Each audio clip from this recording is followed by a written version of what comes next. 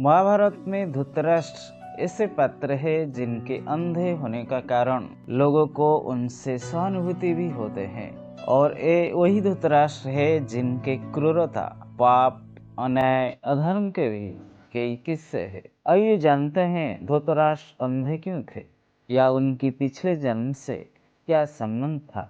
दोस्तों, भक्ति मार्ग चैनल में आपको स्वागत है। हिंदू पौराणिक अनुसार महाभारत में धृतराष्ट्र जन्म से अंधे थे, लेकिन उन्हें यह अंधापन पिछले जन्म में एक श्राप के कारण मिला था। धृतराष्ट्र अपने पूर्व जन्म में बहुत बड़ा पापी और निष्ठुर राजा थे। धृतराष्ट्र इतना बड़ा पापी थे, उन्होंने अपनी पत्नी गांधारी परिवार को मरवाया था। आइए जानते हैं इस वीडियो में धृतराष्ट्र की रहस्यमयी बात। महाभारत युद्ध में भीम ने धृतराष्ट्र के प्रिय पुत्र दुर्योधन और दुशासन को वध कर दिया था। इस कारण धृतराष्ट्र भीम को भी मार डालना चाहते थे। महाभारत युद्ध खत्म होने का बाद माता गांधारी और धृतराष्ट्र को दुखी देखकर भगवान श्री कृष्ण के साथ पंचू पांडव 5 भाइयों ने आश्वासना देने के लिए धृतराष्ट्र के दरबार में पहुंच गए थे। माता गांधारी और राजा धृतराष्ट्र को देखकर सभी पांडवों ने अपने अपने नाम बताकर प्रणाम करने लगे। भगवान श्री कृष्ण ने धृतराष्ट्र के मन की बात को पहले से ही समझ गए थे कि वो भीम को वध करना चाहते थे। धृतराष्ट्र ने भीम को मारने के लिए गले लगाने की इच्छा जताई थी। उसी समय भगवान श्री कृष्ण ने तुरंत ही भीम के स्थान पर भीम की लोहे की मूर्ति आगे बढ़ा दी थी। धृतराष्ट्र बहुत बड़ा शक्तिशाली राजा थे। उन्होंने क्रोध में आकर लोहे से बनी भीम की मूर्ति को अपने दोनों हाथ से दबोच लिया था और मूर्ति को तोड़ डाला था। धृतराष्ट्र इतना क्रोधित हो गए थे कि लोहे की मूर्ति तोड़ने का समय उनके मुंह से भी खून निकलने लगे और वो जमीन पर गिर गए थे। कुछ समय का बाद उनका क्रोध शांत हुआ। धृतराष्ट्र का क्रोध जब शांत हुआ, वो सोचने लगे कि भीम तो मर गया है। ऐसा सोचकर उनको बहुत बुरा लगा और उसी समय रोने लगे। तब श्री कृष्ण ने धृतराष्ट्र को बताया कि भीम ने अभी भी जीवित है।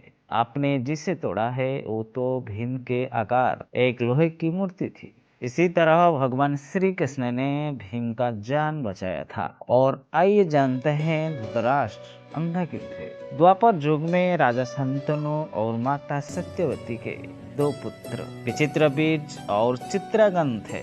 चित्रांगन कम उम्र में युद्ध करते करते मर गए थे। इसके बाद पितामह भीष्म ने विचित्रबीज का विवाह काशी की राजकुमारी अंबिका और अंबालिका के साथ करवाया था। विवाह का कुछ समय का बाद विचित्रबीज की भी बीमारी के कारण मृत्यु हो गई थी। अंबिका और अंबालिका संतानहीन थे। इस बात से माता सत्यवती के सामने यह संकट उत्पन्न हो गई थी कि कौरव वंश आगे कैसे बढ़ेगा, कौरव वंश के उत्तराधिकारी कौन होगा। माता सत्यवती ने चिंतित होकर अपने बड़े पुत्र वेदव्यास से उपाय पूछा था।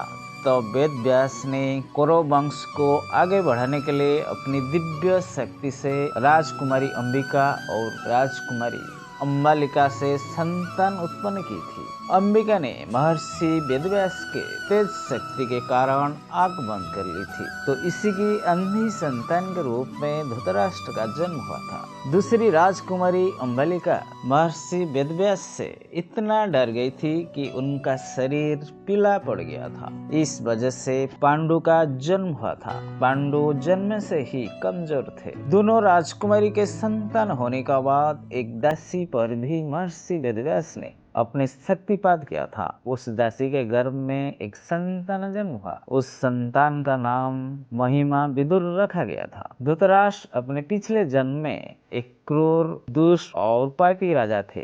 एक दिन राजा अपने नगर में घूम रहे थे। उसने देखा कि एक हंस एक नदी में अपने बच्चे के साथ आराम से विचरण कर रहा है। उसने अपने सैन्य को आदेश दिया था कि उस हंस की आंखें फोड़ दिया जाए और उसके बच्चे को मार दिया जाए। सैनिक ने राजा धृतराष्ट्र की आज्ञा को पालन किए। धृतराष्ट्र के सैनिक ने हंस के आंखें को फोड़ दी और हंस के संतान को मार दिए थे। उस हंस ने अंधा हो गया था और उसका संतान मर गए थे। उस हंस रो रो कर राजा धृतराष्ट्र को श्राप दिया था कि आप जिस तरह बिना मतलब से मेरा आंख फोड़ दी और मैं अंधा हो गया, उसी तरह आपका अगला जन्म में आप अंधा होकर जन्म लेंगे और आपका अगला जन्म में भी आपके संतान मर जाएंगे, जिस तरह आपने मेरा संतान को मारा। उस हंस के श्राप के कारण